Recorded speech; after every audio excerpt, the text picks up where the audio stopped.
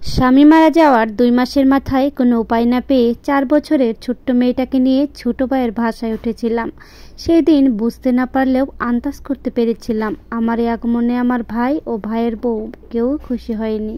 কিন্তু আমি যে নিরুপায় ছিলাম, না আছে বাবা মা, না আছে কেউ আপন বলতে এই ছোট ভাইটা ছাড়া আর কেউ নেই। তাই বাধ্য হয়ে তার বাড়িতে আশ্রয় নিতে হলো আমার।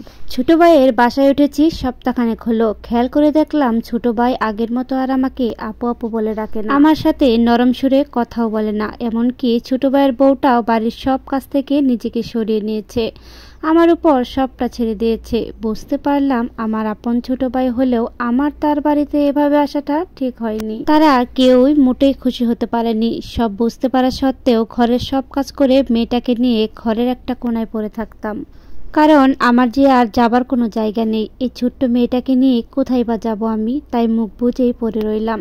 রাতে একদিন কাজ শেষ করে আসার সময় শুনতে পারলাম আমার ভাই আর তার ভাইয়ের বউ কি যেন বলছে। অন্যের কথা যদিও কান পেতে শোনা ঠিক নয়, তবু অবুঝ মন তাই আর মন মানলো না। শুনতে পেলাম ছোট ভাইয়ের বউ আমার ভাইকে বলছে, কবে যাবে তোমার বোন বলো তো?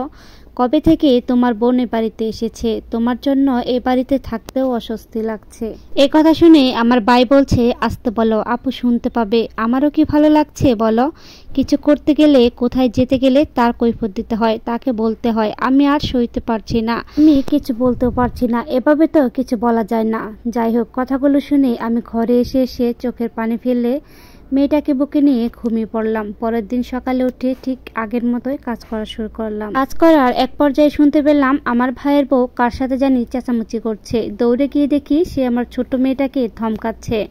জিজ্ঞেস করলাম, তুমি আমার মেয়েকে ধমকাচ্ছ কেন? সে বলল, ফ্রিজে নাকি কেক এনে রেখেছে, আমার মেয়ে নাকি সেটা থেকে কিছু নিয়ে খেয়েছিল, তাই আমার মেয়েকে যা নাও তাই বলল আর অনেক অপমান করলো। সবকিছু আমি মা হয়ে দাঁড়িয়ে দাঁড়িয়ে দেখছিলাম, কিছু করতেও পারছিলাম না, বলতেও পারছিলাম না। তবে ধৈর্যের সীমার বাঁধ ভেঙে গেছে। আমি আর সইতে না পেরে ব্যাগ গোছাচ্ছি। আর যাই হোক, যে বাড়িতে আমার আর আমার মেয়ের কোনো মূল্য নেই সেই বাড়িতে আর নয়। দরকার পড়লে মানুষের বাড়ি কাজ করে খাবো, তাও আর এই বাড়িতে থাকবো না। মনে মনে ভাবছি, আচ্ছা এই দুনিয়াতে কি টাকাই সব? পরক্ষণে মন উত্তর দিল, টাকাই সব। আর মেয়ের বাড়ি আসলে বাবা মারা যাওয়ার পর মেয়েদের কোনো বাড়ি নেই। বাবা মা বেঁচে থাকার আগ পর্যন্ত মেয়েদের বাবার বাড়ি হয়। মেয়েরা শক্ত করে বলতে পারে, এটা আমার বাবার বাড়ি। কিন্তু বাবা মা যখন মারা যায় তখন একটা মেয়ে হাজার বিপদে পড়লেও শক্ত করে বলতে পারে না যে এটা আমার বাবার বাড়ি। এই সমাজের মানুষ এই দায়িত্ব থেকে বঞ্চিত করেছে। শুধু তাই নয়, আমরা মেয়ে হয়েও কিন্তু পরবর্তীতে এই কাজটাই করি। সত্যি বলতে মেয়েদের কোনো বাড়ি হয় না, আর সত্যি বলতে স্বামী থাকলে মেয়েদের স্বামীর বাড়ি হয় তার আসল বাড়ি। সত্যি বলতে স্বামী তার একটা মেয়ের সবকিছু। আগের কথাগুলো হঠাৎ করে খুব মনে পড়ছিল। যখন আবার মেয়ের বাবা বেঁচে ছিল তখন আমার ভাইয়ের বউ কিছুদিন পর পরই ফোন করে দাওয়াত দিত। শুধু তাই নয়, যখন আমার স্বামীকে নিয়ে আমি আমার বাবার বাড়ি আসতাম তারা অনেক পথ রান্না করে খাওয়াতো আর আমাদেরকে যেতেই দিতে চেত না। কিছুদিন পর পরই আমাদেরকে আপ্যায়ন করে আনতো। আজ আমার স্বামী নেই, আমার কাছে টাকা নেই, তাই আজ আমার কোনো মূল্য নেই। হায়রে দুনিয়া, স্বার্থের এই দুনিয়াতে ভাইও কিছু না। মায়ের পেটের ভাইও একটা সময় পর হয়ে যায়।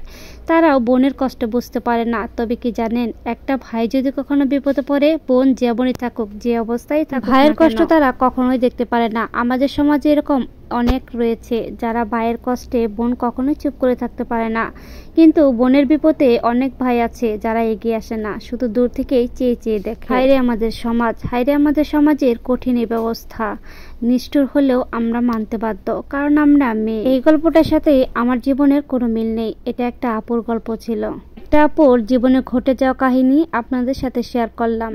দোয়া রইল আপুটা যেন অনেক বেশি ভালো থাকে। বলতে সম্মান নিয়ে অন্যের বাসায় কাজ করে মেয়েকে মানুষ করা অনেক বেশি সম্মানের, আর নিজের বাড়িতে অসম্মান দয়া নিয়ে বেঁচে থাকার চেয়ে না থাকাই ভালো। তাই আপনাকে বলবো, অন্য কোথাও গিয়েই মেয়েকে মানুষ করুন। আপনার জন্য অনেক দোয়া রইল।